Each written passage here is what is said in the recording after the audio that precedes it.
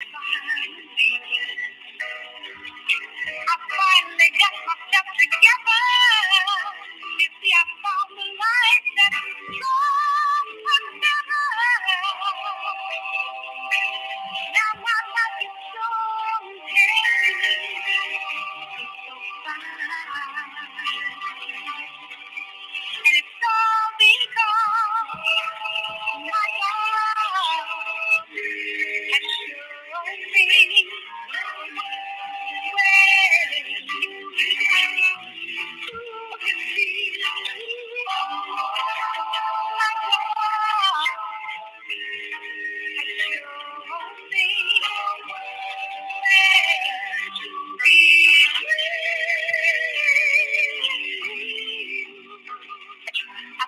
just like clay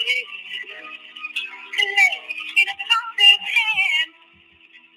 My life was being shaped by things I could not understand. I thought that I was but not by your purpose for being healed. I was loved. And all was bad. Confusion was all I had. Till I learned that God sent me to be responsible and free. No more love, no more pretending. Now my life is just beginning. It's making, and it's all because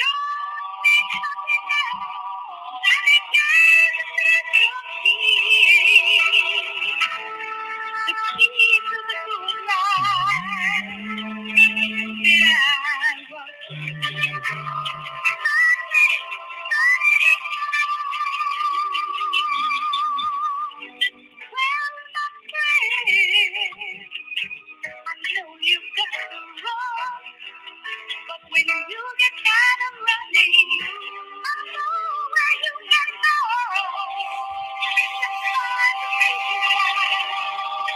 You have me there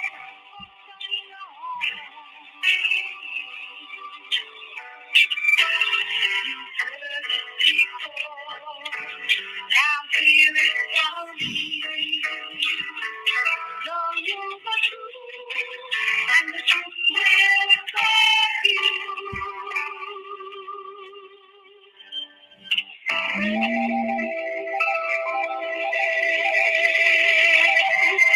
You'll be so free.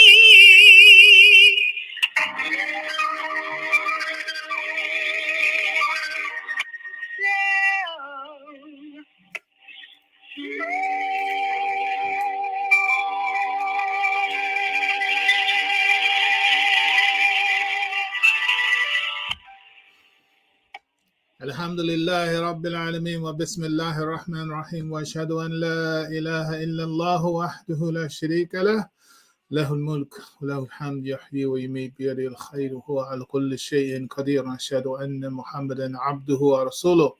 Dear brothers and sisters, Assalamu alaikum wa rahmatullahi ta'ala wa barakatuh. Alhamdulillah, thank you for joining us this morning for Universal Dimensional Leadership. Alhamdulillah, we just had yesterday's recording of live Jum'ah from Masjid Theme, part 9 of Intellect as a subtopic to the 5 obligations for building Ummah. Alhamdulillah, we're starting into Haada. We're going through Khalaqa Sawa Qadra Haada. Inshallah, we got the tip of that started yesterday. Let me mention first, as I invite you in, push one on your phone. Come on through. We want to hear from you. Some of you we haven't heard from for a while. Push the button. Come on through. Number 1. Empowerment Webinar and Eventbrite.com, or pardon me, empowermentwebinar.eventbrite.com. eventbrite.com. Myself and Dr. Abdul Jalil Nuruddin will be Zooming together on March 18th, March 19th. 4 hours both days. Alhamdulillah, come on, register, come through. So many things to say. I don't know if it's something I'm going to speak of today. There was a little bomb that came through. It can be BALM and BOMB as well. But I don't know if we're going to wind up sharing it. We'll see what happens. But it's wonderful. And this opportunity, the opportunity coming up on that empowerment weekend, it's an opportunity to freely address things at a plane that people who pay a tuition expect. And I am happy and pleased and praying by the grace of Allah that we'll be able to share some of these graces and gifts and blessings that Allah has shared with us, myself and Dr. Nuruddin. Also, coming up this weekend, a day of the prophets, a day with the prophets, a day with the prophets. It's going to be in Freehaven, New Jersey. Alhamdulillah, Sister Loretta Ukda and the family there.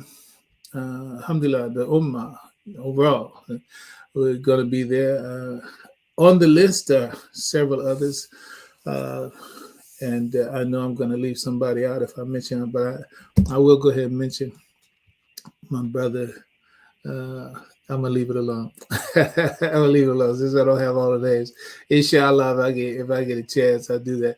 And of course, if there's somebody there from online with us from Freehaven who was a part of it, or you know that we would like to have somebody come on through and make a very formal announcement about it while we're here together. I'll be doing the Jumu'ah, inshallah, and presentations on Saturday and Sunday. So hopefully some of my Jersey, Philly folks, I look forward to seeing you when I get there. Inshallah, make dua for us, and we will for you. So we want your comments, and let's go, and we're going to move on with our day. Let me see. I seem to remember this person. Your number is familiar. What's your name? Where you calling from? Assalamu alaikum to you, Imam Fahim Shuaib, and to your very astute radio listening audience. This is Mark Shahid from the STL, the Gateway City of St. Louis in the Shumi State of Missouri. I want to say alhamdulillah, that the praise and thanks belongs to Allah first and foremost, always. So it's good to be able to hear your voice and the outstanding khutbah. As you said, this in the series on the Intellect number 9, and all of them have been excellent, and most certainly the one that you gave yesterday, Exodus, loaded with so much. So just to adhere to your 3-minute rule, so much I like to say, but I just want to say that this is a scholarly production that you're actually giving. And, and just looking at Sawa, and,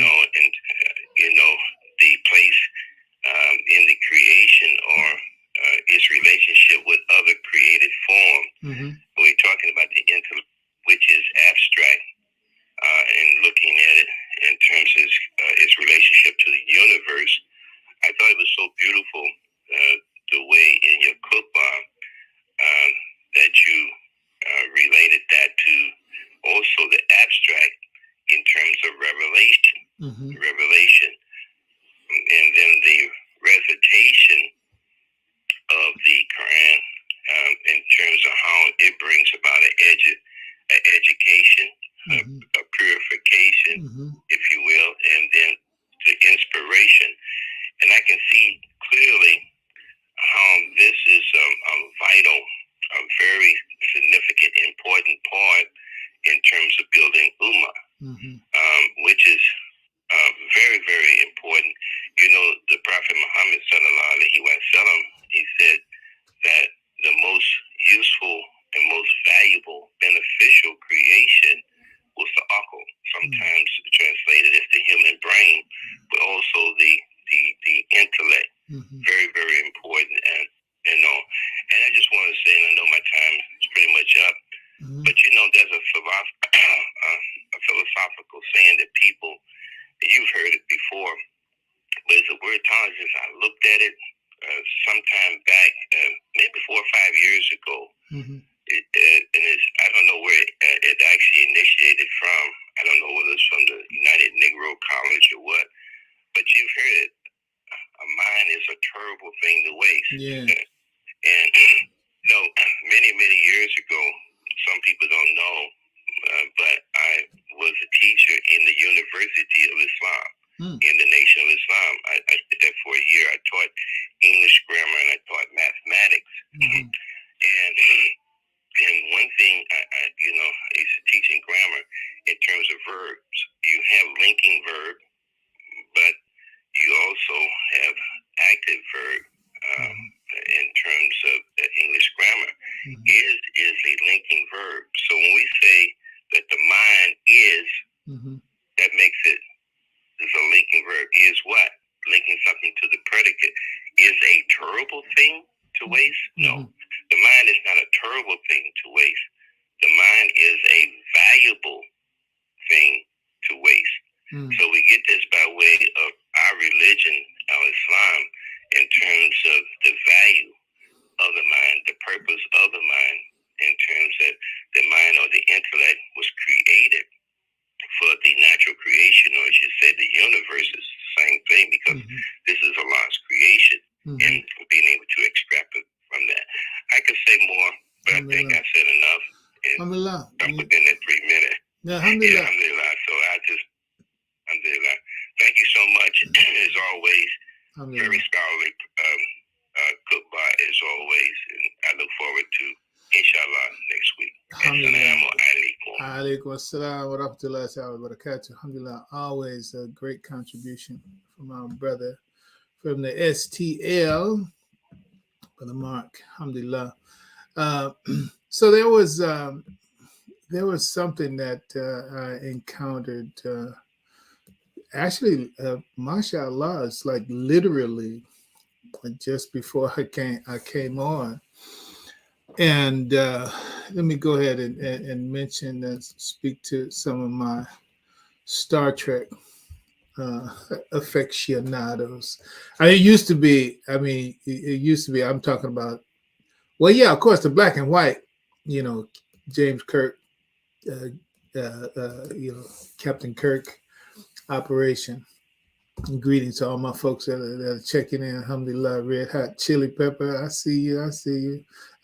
Alhamdulillah, Steve. Alhamdulillah, Mahdi Fardel. Okay, you giving us a double shot. All right, I'll take it. Dante, assalamu alaikum. Dante, I hope I see you this weekend, bro. Maybe we get a chance to put a photo in the records for us. Alhamdulillah. So inshallah, I think that we might be close enough to get that done. Alhamdulillah. So greetings to all of you. Star Trek, right? So, James Kirk. Okay, but then, now you got all the rest of them, Deep Space Nine and, Star Trek Voyager and all those kind of things, right? What I'm focused on now is like Spock and that, what were they playing? 3D chess, 4D chess or something. The point is that I play this, the space age level chess game, right? Where you match pieces up. It's kind of like Candy Crush. I don't play Candy Crush, but my idea about what it is, or even like, what's that other, Tetris, right? Like that. So the point is that you have to make connections in a certain way, and then it connects, right? In the 4D chess piece, so you can make a move, and then it just changes the whole dimension of the game itself, right? So alhamdulillah, anybody who, if you use Macintosh, and there must be the same app on starting to say steroids. What's it? What I don't know the other one. Android, not steroid.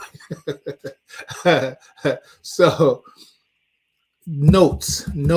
Listen, you should use that notes app like a notebook. Period. That's what it is. That's what it's for. And it's just wonderful for storing. It doesn't have limited space. Just so you get a note, you get an idea. There's a statement that one brief note is worth 1,000 vague recollections. So that is an absolutely useful app for me, for sure. And in the context of this 4D chess game that I'm mentioning, you can come up with an idea sometimes that links together so many other pieces that you've been noting. Oh, this, and then you get this one link.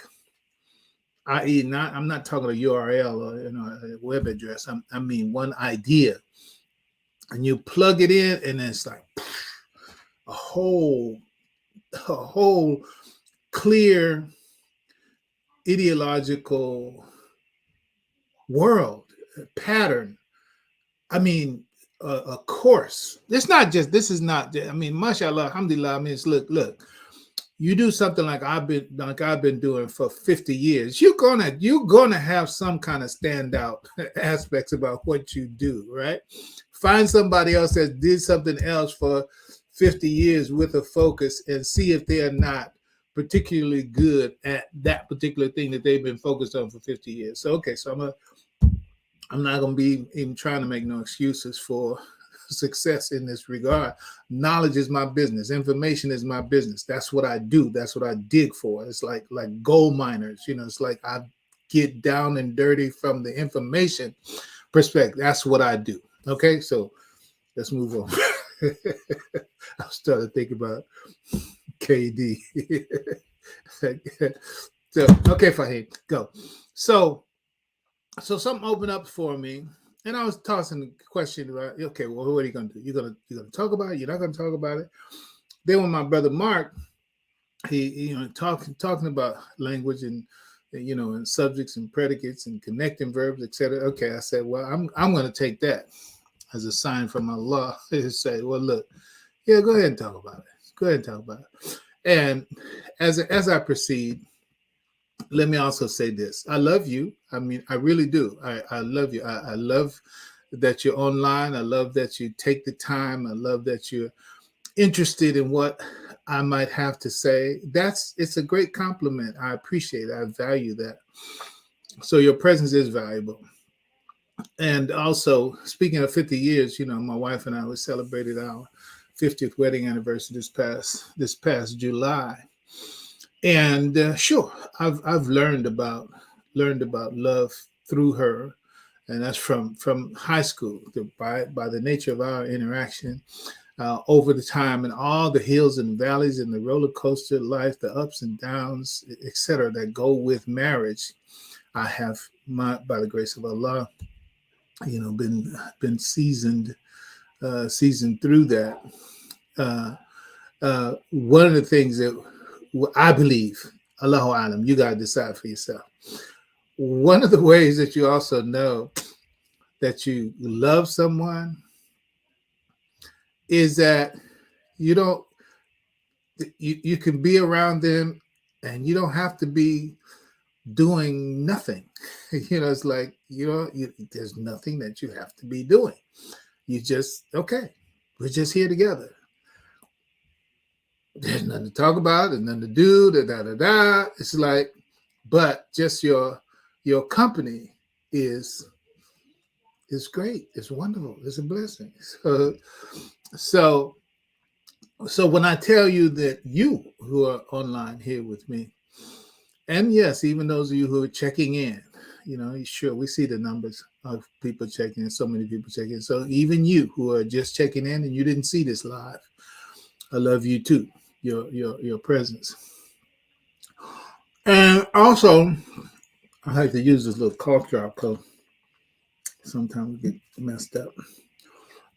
So also a part of that love, let me mention this Quran here, said God is the one who is among his signs, he's to put in your heart love and mercy, right? Right? Muwadda wa rahma, right? This love and then mercy, right? Mercy is beyond love. That's really important. That's really important. You know, you can love your mate or love someone. I expect this to come, and it's mentioned in the context in the Quran. It's that 30th surah again, in the 20s. Let's put it like that. Excuse me. And Muwadda wa rahma, Allah put in your hearts love and mercy. So love, mashallah, we just mentioned about, but mercy is a whole nother thing, right? So to be with someone and to get beyond love to mercy, we have mercy for each other, mercy between each other. I pray that for everyone, and alhamdulillah. So that's it. So I'm saying that I want you to understand that it's not just rhetoric when I say I love you, because this information, and I'm going to get to it. I'm going to get to it. The idea is that I'm just going to say, this is my point. The point is that when you have somebody that's just the husband, wife, etc., it's a beautiful thing when, look, you're just listening to each other, right? Brothers, we really got to get this.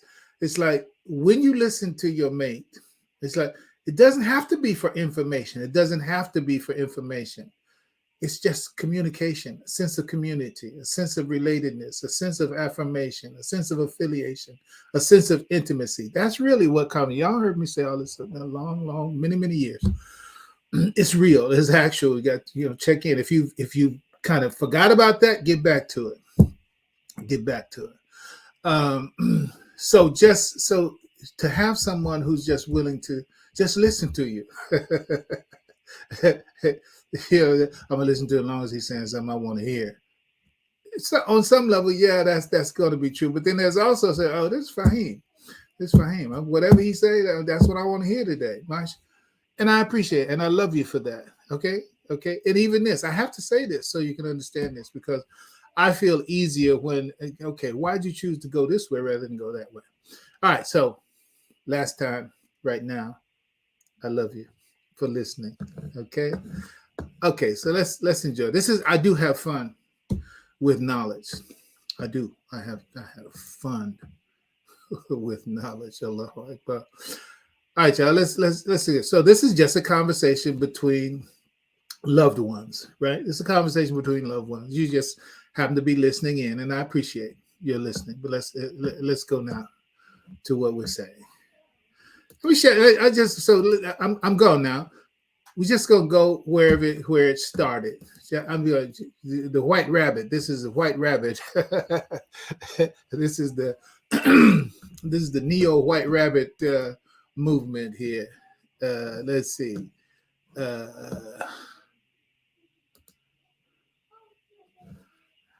Okay.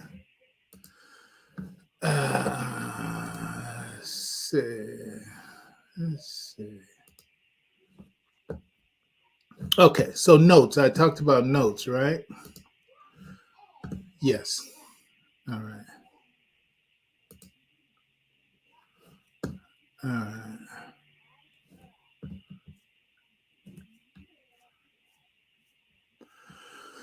Let's see.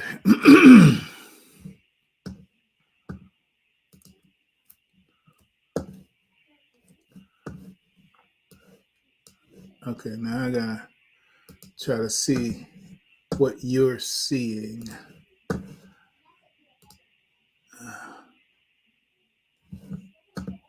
See what you're seeing.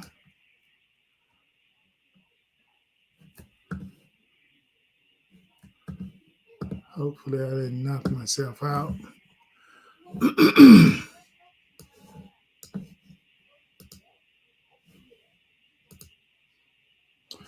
All right. So obviously I didn't work all this out when I was. Okay, so you're seeing that. Let me stop sharing. Now, I want to.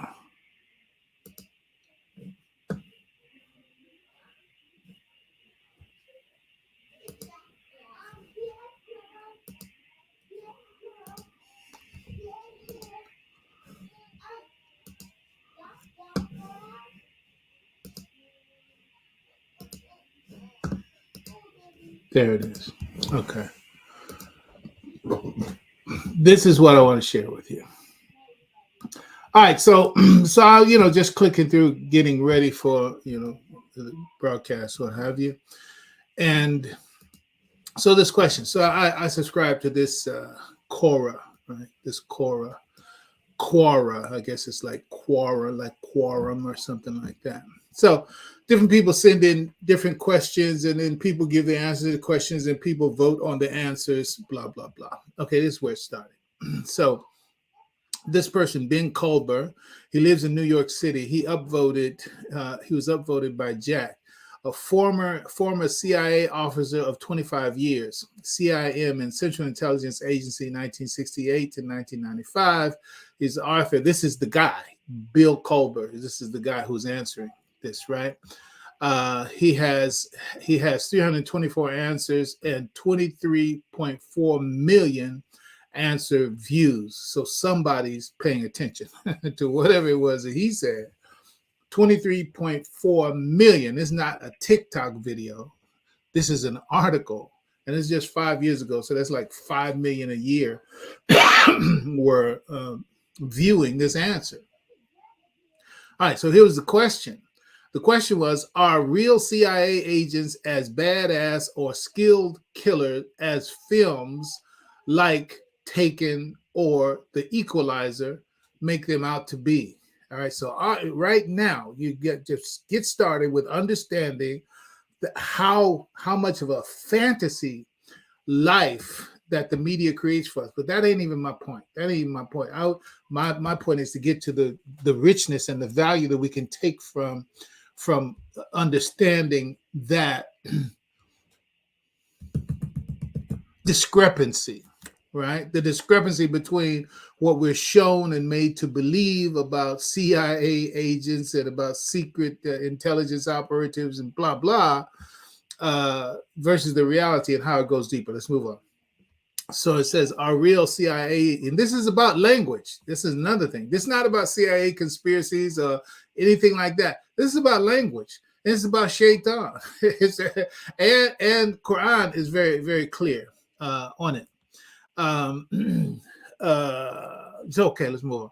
So this was the original question to which Ben Colbert replied.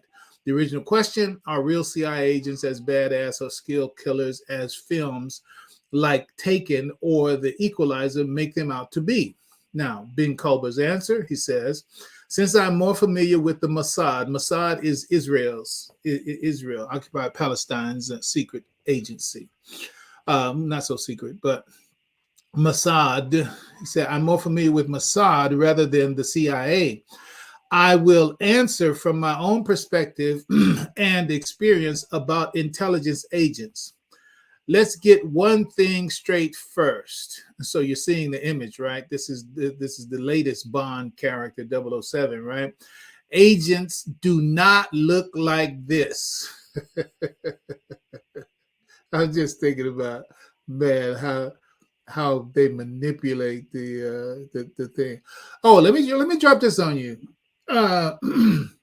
You want to really under the Silver Lake. All I can say about it is that, yeah, go find that movie, look at it, and there's a scene in there that is absolutely telling the truth about how this world operates, and particularly the role that music plays in it. Can't go into it, but it's toward the end.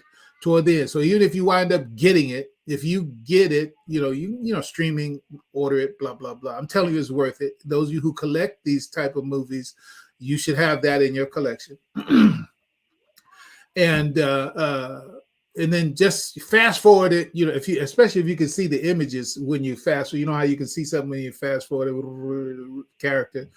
Okay, you want to get to the one where the old man in the house is playing the piano. Get to that, and you'll understand exactly why I'm saying what I'm saying. But let's move on. So agents do not look like this. So this is Daniel Craig, right? This is a character from The King's Men. Yeah, The King's Men. And then this one is, I think this must be like a new Man from U.N.C.L.E. or something. It seems like. I think they probably only made one of those in any case.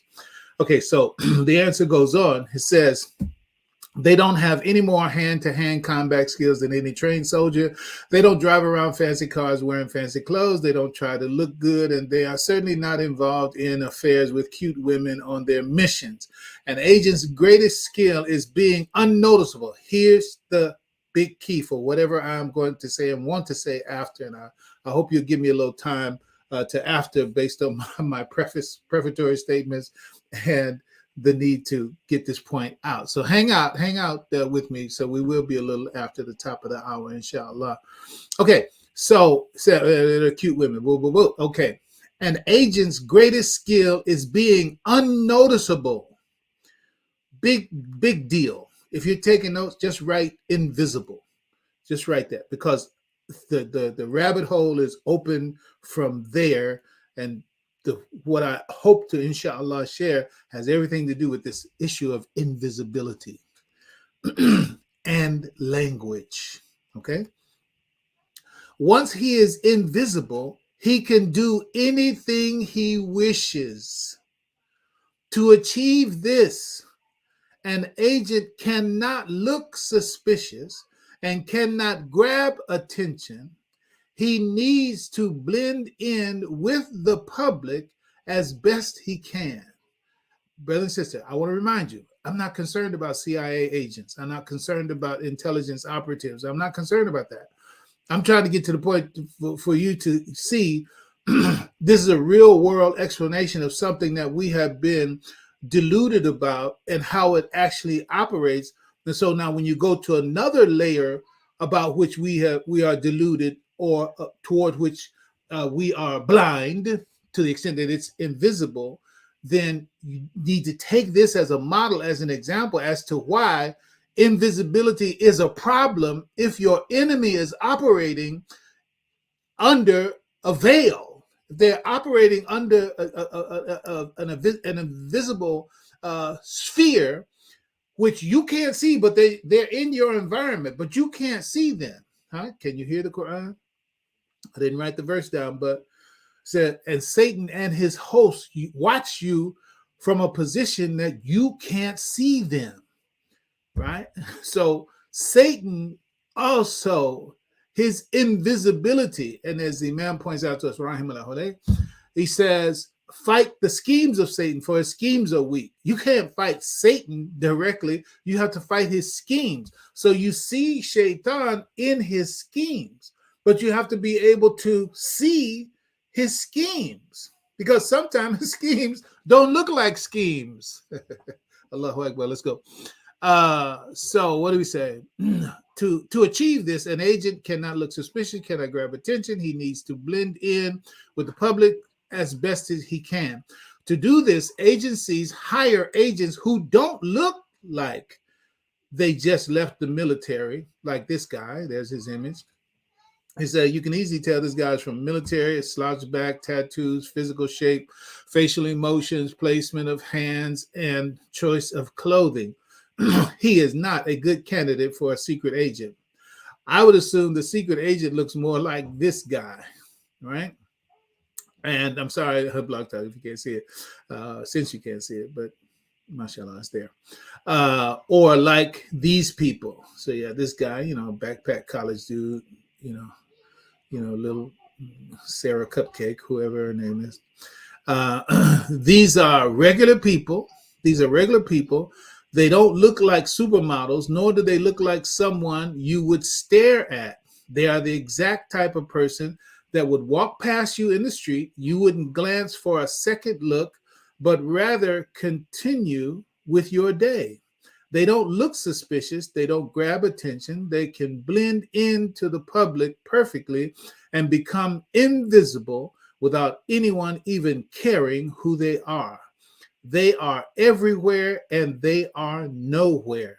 These are the true agents and mercenaries of the underground world of espionage. All right.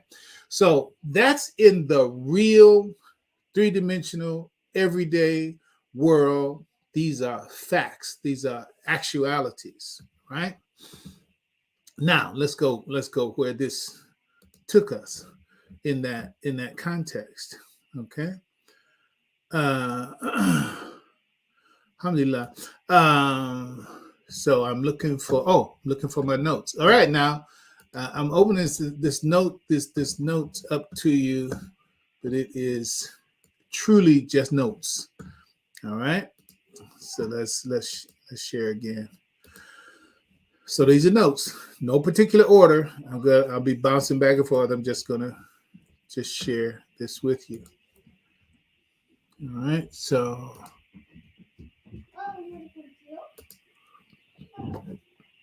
those are my twin grand girls. If you hear any noise, it's good. Just pitter patter of DNA.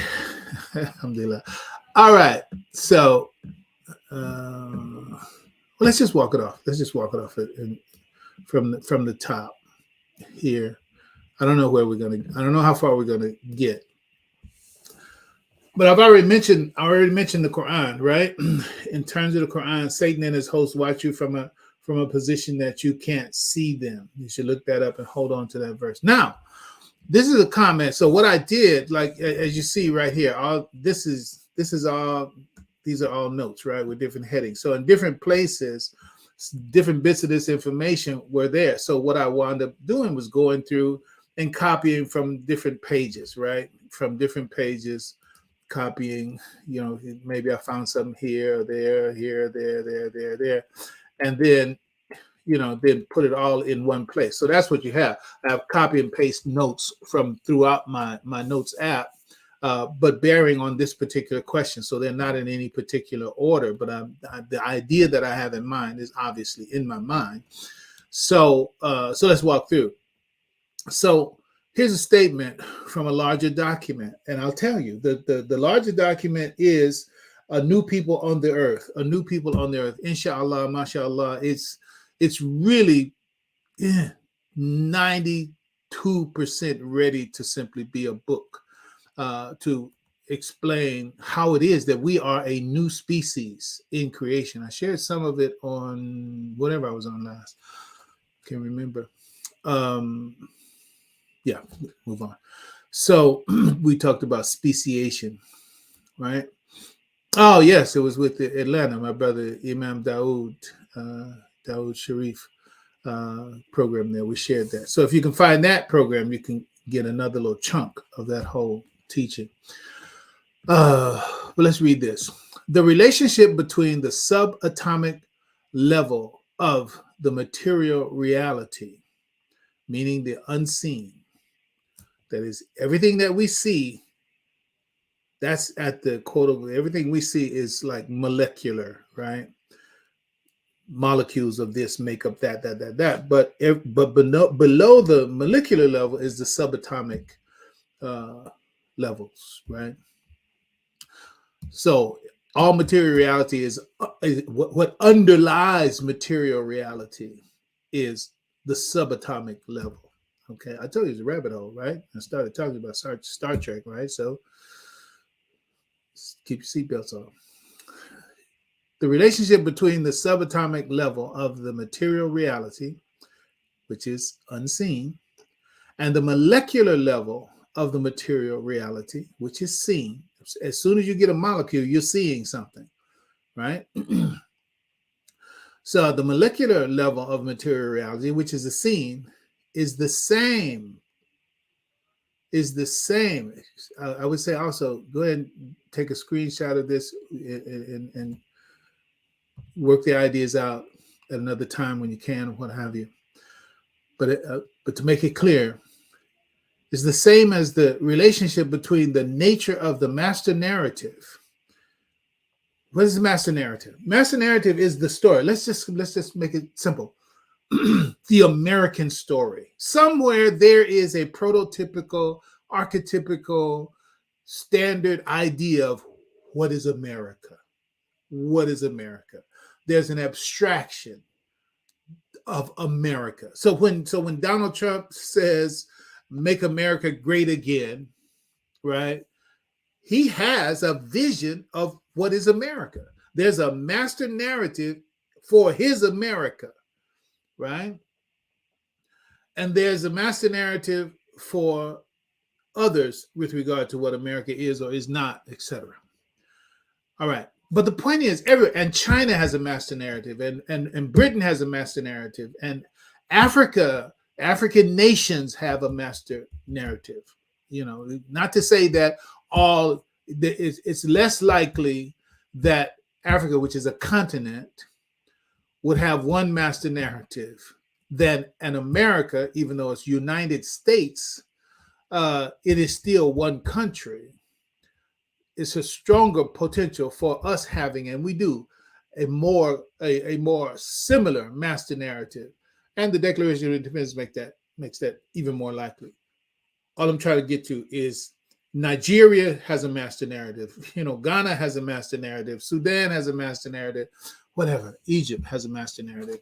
So on and so forth. All right, everybody has a master narrative. You don't live without a master narrative. It's what guides your life. Okay. But that master narrative is made up of something. But let's keep reading this definition here. Okay. So we talked about molecular, subatomic. Reality that we experience in the palpable five-sense world that we're in. The stuff. Okay? That's at the physical molecular level, but beneath the physical and molecular level is the subatomic particle. The subatomic particles of our social reality. There's a reality that we're living in this world. The subatomic particles of the social reality that we're living is what makes up the master narrative. It's the master narrative that makes our society what it is. But what makes the master narrative what it is, right? So we say that the tree is made of molecules, right? You see the tree, and then you come to know that the tree is made of molecules. Now you ask the question, but what are the molecules made out of? The molecules are made out of the subatomic particles. The subatomic particles, of course, gives us atoms, and the atoms gives us molecules, and the molecules gives us the tree. The tree is what we see and experience. That's the reality, quote unquote, we call reality. All right. Now translate that into social reality. Let the social reality be the tree. The master narrative are the atoms and molecules. The master narrative are the atoms and molecules of the social reality. But what underlies the master narrative? As the atoms and molecules make the tree, what makes the atoms and the molecules? The subatomic particles. What is the correlate of the subatomic particles relative to social reality and the master narrative? What are the subatomic particles? The words. Just take a minute. Take a minute. Take a minute.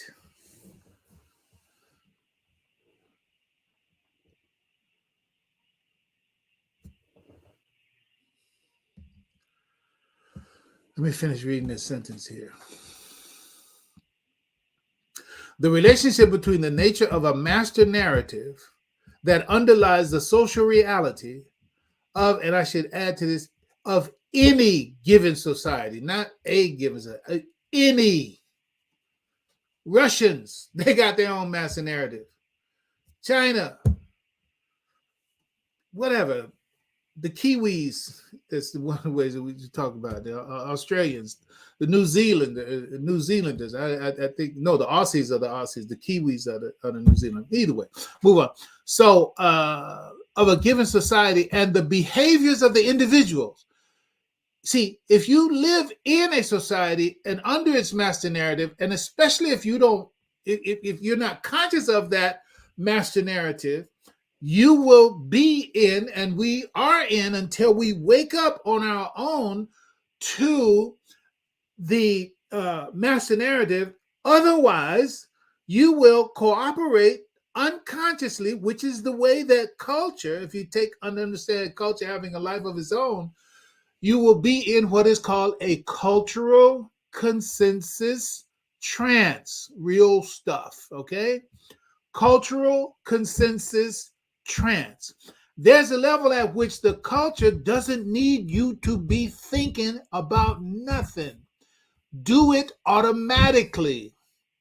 Follow the rules that are dictated by this environment that you live in, so that we, the masters of this society, can maintain our control and order. And it's for your own good. I'm speaking from them now.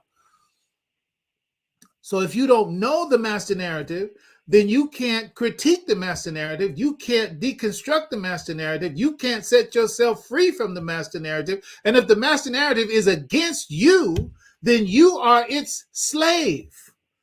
But what are the chains that bind us to the master narrative and keep us under its control without visible chains? It's the language.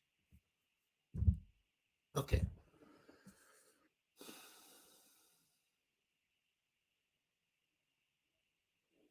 They are both comprised of a seen and an unseen dimension. That is the material world there's the seen and the unseen dimension of the material world that we're in. Well, in the social reality, the cultures that we are part of, there's the seen and the unseen dimension of it. The seen is what we see in terms of social structures, institutions, etc. The unseen is the language that makes it as it is.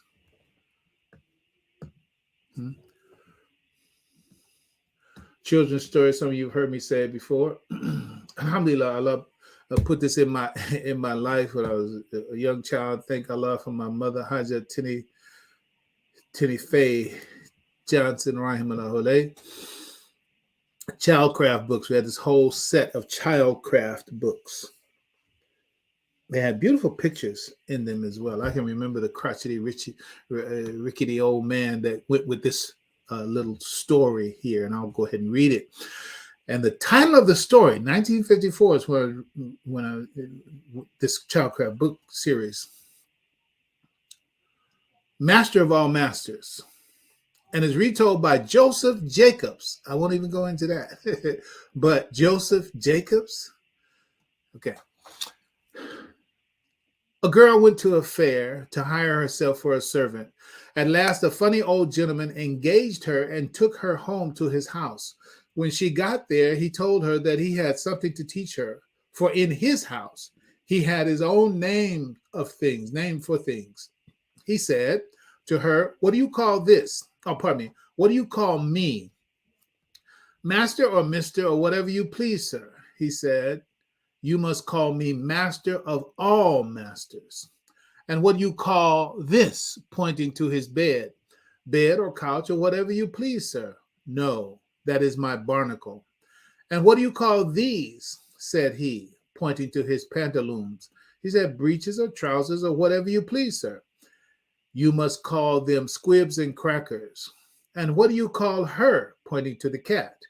"Cat or kit or whatever you please, sir." "You must call her white-faced simony." "And this now," showing the fire. "What would you call this?" "Fire or flame or whatever you please, sir." "You must call it hot cockalorum." "And what is this?" He went on, pointing to the water. "Water or wet or whatever you please, sir." "No, Pandalorum is its name." "And what do you call this?" asked he, as he pointed to the house. house or cottage or whatever you please, sir. You must call it High Topper Mountain. That very night, the servant woke her master in fright and said, Master of all masters, get out of your barnacles and put on your squibs and crackers, for white-faced Simony has got a spark of hot cockalorum on her tail, and unless you get some pondelorum, High Topper Mountain will all be on hot cockalorum. Okay? The message of this children's story is what makes one a master is the mastery of language. The mastery of the house, the master of the house is whoever dictates the language. Okay. This quote here from Dr. Mahathir Mohamad of Malaysia, former prime minister, gives a contemporary example of how entire nations have been mastered through their utilization of the language of their would-be masters. While addressing the doublespeak of the Western powers, Britain and US, he said this: most of you know that Malaysia was once a protectorate of the British. Malaysia was more than a colony because the British are very diplomatic people. When they colonize you, they don't say they colonize you, they say they protect you. The English language lends itself to many misuses. For example, in my state, we have the most senior British advisor. According to the agreement with the British, the advisor, when he gives an advice, it must be followed. So you see, in the English language, sometimes you find peculiar terms like that. For example, in the Parliament, the chief officer is called Mr. Speaker, and of course, he's not allowed to speak. When we join the British Commonwealth, which is now simply called the Commonwealth, we appreciate that the wealth is not common. Okay, so the lies that hide in the language, but to the extent that a people embrace the language, the impact of the language secures them in the condition that the language was designed to put them in. So when you use a particular language, you carry around the bars to your own prison. The social universe, so I talked about the subatomic, molecular, atomic, etc., giving us the visible reality that we have, and I've correlated it, analogized it to say it's the same thing. It's the same thing in the psychic world, the abstract world, the mental world, of the social and cultural world. It's a universe, and its particles, its atoms, and its molecules are words. Okay. The relationship between the subatomic level of the material reality and the molecular level of the material reality is the same as the relationship between the nature of the master narrative that underlies the social reality of a given society and the behaviors of individuals and systems within that society. They're both comprised of seen and unseen. We've said some of that. Our social universe is our culturally constituted worlds. We live in a culturally constituted world whose substance is the language and the meanings shared by those who inhabit it. This is the big deal. That's what's invisible to us. What's invisible to us is the power of language. So the idea of the invisible man, right? Remember the agent from the article we talked about, his greatest success and his most effective strategy is to be invisible, right? To be invisible, right? Because once you're invisible, you can do whatever you want to do, right? Because nobody can see you. And so you get that whole fantasy image of the invisible man, and we've seen these movies and the like. And the most important achievement is his ability of a successful agent is to achieve invisibility. The Devil's Advocate, I remember one of the scenes where Al Pacino was on the bus, right? He's just some little old innocuous, that's the language right there. innocuous guy. What does innocuous mean? It means banal, bland, inoffensive, insipid, painless, flat, innocent. Nobody pays attention to it, right? Innocuous, right? So Kevin Bacon's character in The Invisible Man was such that, he had this, evilness in his own intention, motivation, etc. But once he became invisible, then he was able to really execute his quote unquote evilness on the world because he was invisible. You couldn't see him. Now, to speak of the universe itself, 97%, 95, 97%, some very high number. That's what it's either 95 or 97% of the reality that we know in the world. It's said that if you take all the visible elements, all the palpable visible elements in the nature of in the existence in the universe, and quote unquote measure them all together, they would only represent 5% of the reality of the universe, right? And what is the rest of it? The rest of it is dark matter, dark energy. Dark matter, dark energy. So that's reality. Understand that. This is so very important. This is the reality that Allah created. The reality that Allah created. It's not a deception. It's not an evilness. It's not a wickedness that this is created. So as I can think, there's so many words that come to mind right now that there are whole dispensations, whole perspectives, whole thinking of people. Some of them would fall into that so-called occult level, and then you also have others who are now at that level of dealing with the metaphysics of reality, who still in their conclusions lie about God who created the creation. One of it comes to mind right now is that that the universe has been designed to hide the truth. He says it he says it that way, right?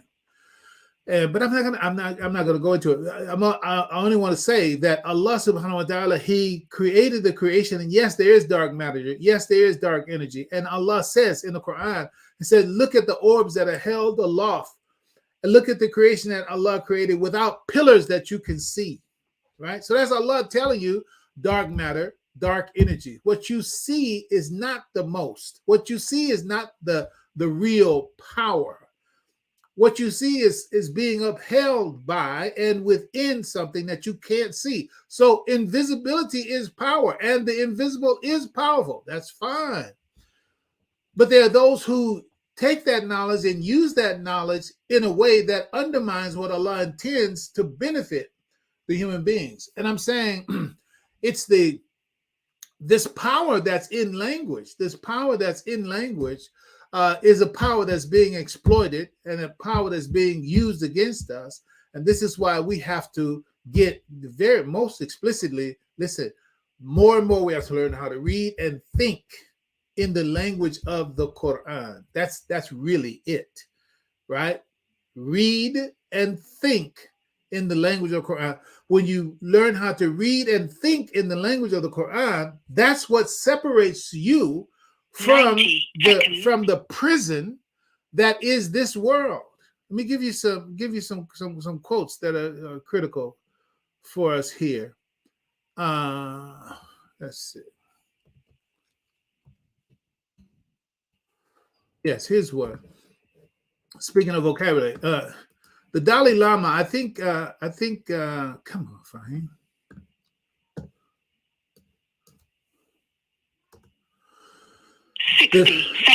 This is taken from a chapter at this point. Well, at least my first comments.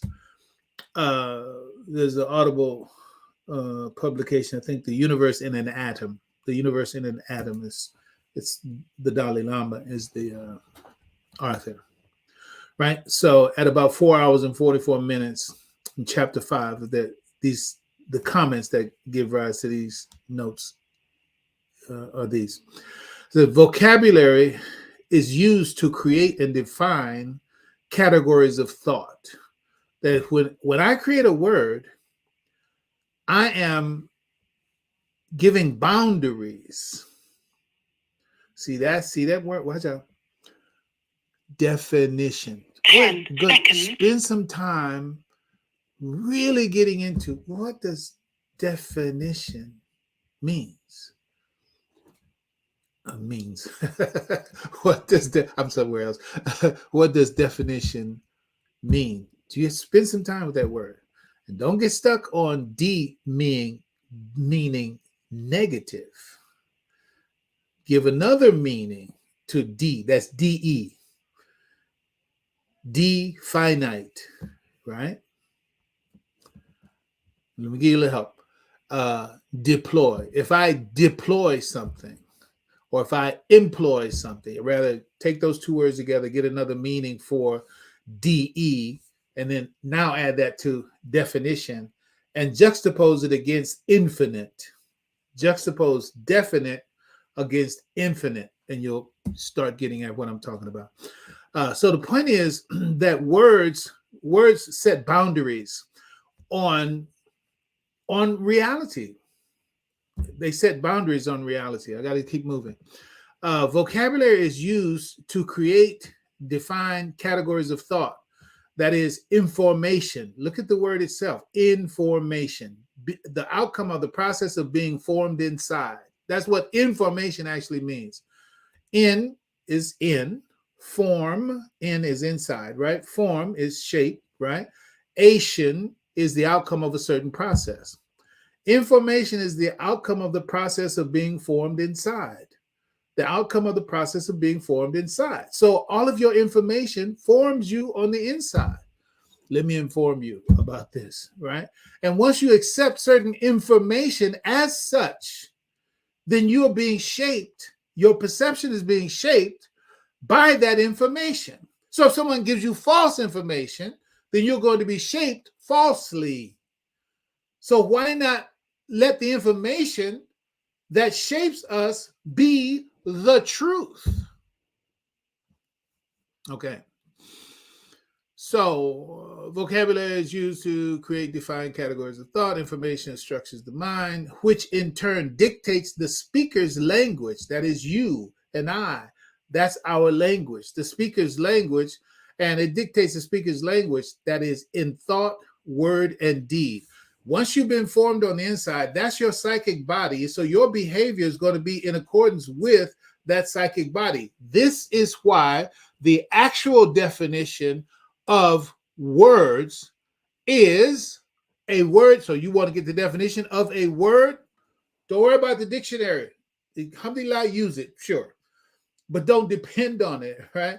Because all dictionaries are hints for understanding something at a given time. They give you a list of 29 different ways of this one word, 29 different ways, because different contexts give different words. And then if you get the former and subsequent editions of a dictionary, you know, you looked it up first in the third edition, and then you looked it up now at the 8th edition, and then somewhere down the line in the 10th edition, you're not going to find the exact same definitions there. So the definitions are contextual, they are contemporary, they are temporary, and they only serve to give hints for the person looking to say, well, it's kind of like this, kind of like that. Now, if it's over here, then it means this, over there, it means that. No, listen.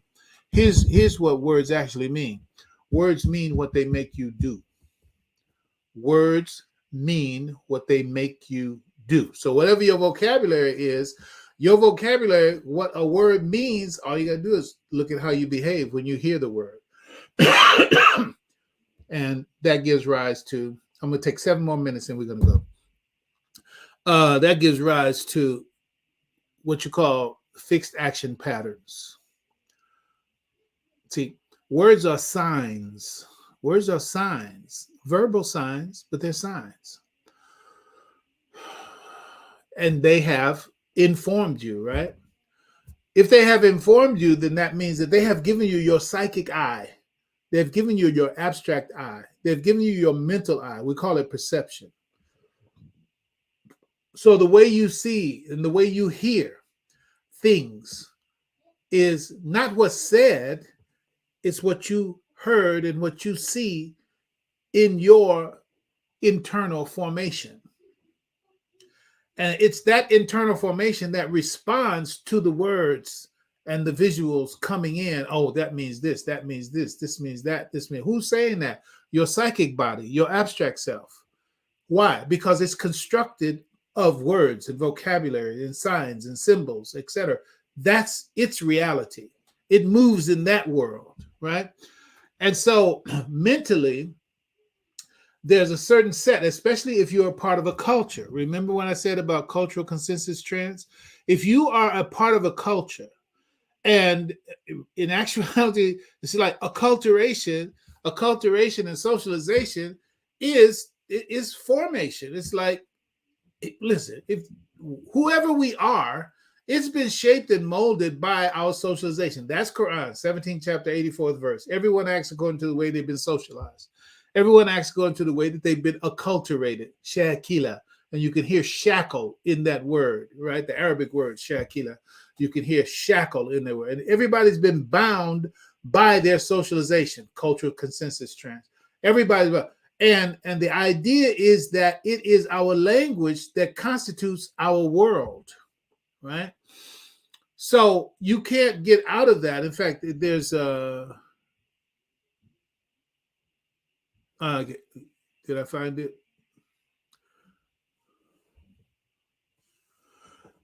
It says everywhere, every speaker. I don't think I brought it here. Every speaker who uses a language inscribes a magic circle around themselves. And the only way out of that circle is by taking on another language. That's what it is. So you want to get out of one world, you come into another language. I know those you students of Imam Waziri Muhammad, you hear what the Imam did and said to us. He said, when I came with language. I came with tools that had not been used and understood before his time. And he worked with language. He said, my mission is a mission of language. And he worked with language to get us out of the mystical maze of Farad into the normal world. That's what he said. He said the normal world. So we wasn't in a normal world. But alhamdulillah, we have been given a language environment that took us out of the other world and provided a womb of information that psychically shaped us up differently. And so we saw, thought, and acted differently than the Negroes that we were before. And now we're that new creature. But we needed to be taken out of that language environment and brought into another language environment that was, quote, normal for the society, but actual, and really the great favor, blessed, divine grace of Allah subhanahu wa ta'ala was to take us back to that could source our originality. That's what we have experienced. That's how we have benefited. So when the Imam said, I know somebody waiting for me to say it, well, the Imam said, words make people. I want you to understand the richness of that, right? Yeah, it's a phrase, but don't let it be a cliche. It's absolutely positively real. And if you know that, how much of learning of the Quranic Arabic language and translating it into your life and lifestyle and your behavior in this world are you actually committed to? Or is everything still, as my brother Imam Salim, who's going to be there this weekend, inshallah, Salim Mu'min, I'm speaking of Detroit. Be specific. He said, are you on the translation plantation? We got, come on now. We got to go. It's our power. Allah has favored us. And if we could just understand the need to walk out of the prison door of the language of this world and walk into the freedom that Allah has favored us with, and the very special operation. We went through a special operation that was on one level tragic, but on another level, most gracious, most merciful. To us, the experimental clinic designed to cause us a dysfunction in the vital areas of our lives. Alhamdulillah Rabbil Alameen. That's what had to happen in order to strip all the lacquer and all the other stuff off of, get down to that original wood, and now get rebooted as a human being. I'm talking about original Adamic rebooting. We're not talking about, well, let's get back to where we were when we was in Africa. No. Africa's good. Alhamdulillah. Praise be to Allah. My brother, my Nigerian brother, brought me this. Got 2 or 3 of them. That's good. I love it. Alhamdulillah. That being said, however, we're going past Africa, way deep past Africa. We're going back to Adam, original, and to do so consciously by the grace of Allah. That's where we are. So, okay, so that's going to be whatever it was today. And I thank Allah for spending time to just listen. Alhamdulillah. May Allah have mercy on us. May Allah continue to give us his grace. Every day we live is by the grace of Allah subhanahu wa ta'ala. We're going to close out with some reading of our folks online here. Assalamu alaikum, Ya Fahim. Thank you for your untiring work. May Allah continue to bless you and your family. Ameen. And you as well, my dear Amin Ra 54. Alhamdulillah. Also, words mean what they make you do. Yeah, that's what it is. Alhamdulillah. Ibrahim. Assalamu alaikum wa rahmatullahi wa barakatuh. All right, so that's going to be it. I want to again invite you all to join myself and Dr. Abdul J. Nuruddin on our webinar, empowermentwebinar.eventbrite.com, that we'll be sharing March 18th and 19th. Go ahead and register. Come on, get with us. The physical and the metaphysical, we're going to be addressing that. Look forward to seeing many of you, inshallah, who are on that side. We know that there's a dense population back there in Philly, New Jersey, etc. Come on now. We haven't seen each other for a long time. Love to see you there. Allah's peace be on you, everybody. Have a wonderful day. Assalamu alaikum wa rahmatullahi ta'ala wa barakatuh.